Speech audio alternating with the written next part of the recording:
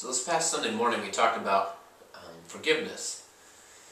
And with forgiveness we just talked about like how we need to forgive from our heart and how we need to work through that. And just the emotions that come. We feel angry, we want to call people names, and then we like start feeling bad for ourselves. And then eventually we're ready to move on, so we build ourselves back up and we kind of re-enter the world. But we don't really focus too much on like what God's response would be, what good can come out of it, and then accepting the new life, like forgetting the sin that was against us, but also like being cautious and aware that that sin's still out there, like that person that stole from you. They still have a tendency to steal, but we can still forgive them. That doesn't mean like hand them our money at the same time.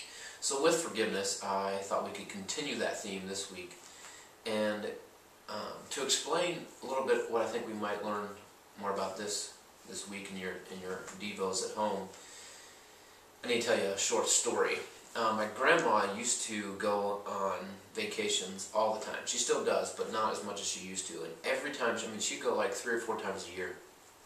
And every time she would go on vacation, she would come back with a t-shirt for us. So she'd go to Myrtle Beach and she'd get like a t-shirt with a dolphin on it or something. And then she'd come back and she'd give it to me. Or she'd go to like Florida and get one with like sand dollar on it, or a shark tooth. And it was always something from one of those little beach shop stores.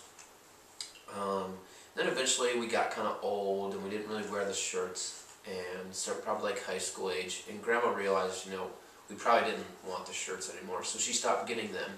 And none of us complained, because I think we all felt guilty because we didn't wear the shirts. But now that it's been like 10 years and I don't get shirts from Grandma anymore, I kind of miss it. And I feel like I didn't really appreciate it like I used to. And the reason I tell that story is because I think that's what happens when we're constantly getting something. We don't appreciate it anymore. We just like expect it. So like maybe your parents give you an allowance, and just every week they hand you $5, $10, $20, whatever. You don't appreciate it anymore because you expect it to be there. And you especially are like offended if it's not, or you're like disappointed if it's less.